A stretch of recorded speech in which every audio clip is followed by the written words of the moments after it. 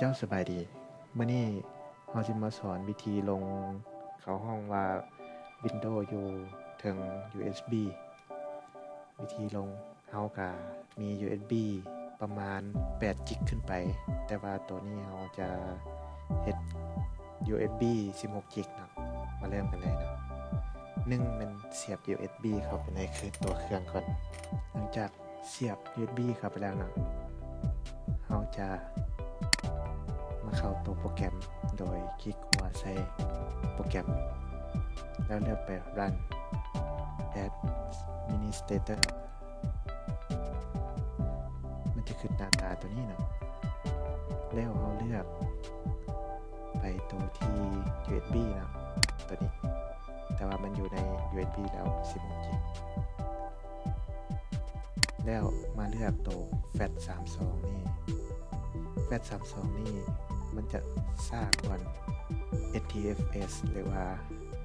exFAT ส่วนหลายเราจะใช้ตัวนี้ NTFS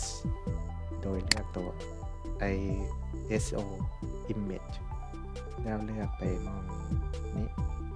ที่มีรูป CD นี่นะเพราะว่าตัวนี้เราดาวน์โหลดเป็นโหลด Windows นี่เป็น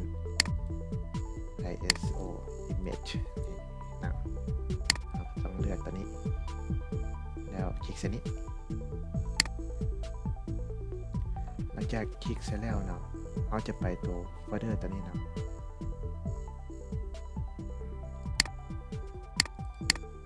นี่มันจะเห็นเป็นรูปหน้าตาแนวนี้นะคือกันครับตัวนี้แล้วคลิกเส้นนี้บัดนึงแล้ว Open หลังจากนั้นเนาะหลังจากที่เราคลิกเสร็จแล้วเนาะตั้งชื่อตัวนี้เป็นชื่อของWindows เนาะเราต้องใส่ Windows 7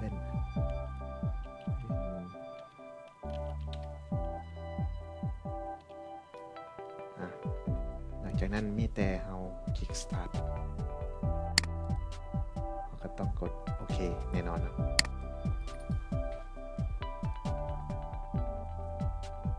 หลังจากนั้นก็รอทาตัว Windows บูตไป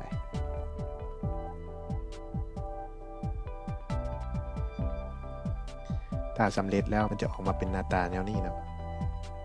เอากดออกเลยแล้วก็เอาไปใช้งานเลยเนาะคือสมมุติ Windows 7 Windows 8 Windows 10เอาใส่ในUSB เอาก็สามารถเฮ็ดได้